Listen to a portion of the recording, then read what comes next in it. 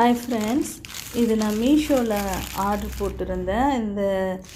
அதுதான் இப்போ நான் அன்பாக்ஸ் பண்ணுறேன். அது நான் உங்களுக்கூடையும் ஷேர் பண்ணிக்கிறேன். இது நான் ப்ரூச்சஸ் ஒர்க் போடுறதுக்காக அந்த ஷெல் பீட்ஸ் வாங்கியிருந்தேன். அது பார்த்திங்கன்னா 194. அது எவ்வளோ இருக்குது பாருங்கள்.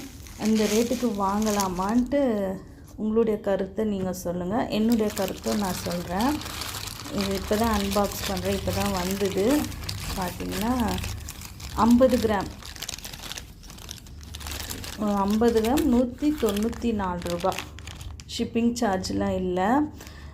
இவ்வளோ தான் இருந்தது. அது மல்டி கலர் நான் ஆர்டர் போட்டது அதே தான், சேம் அதே தான் வந்தது.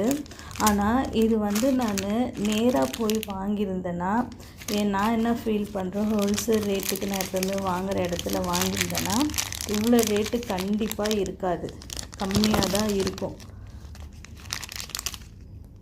அதே மாதிரி நீங்களும் இந்த மாதிரி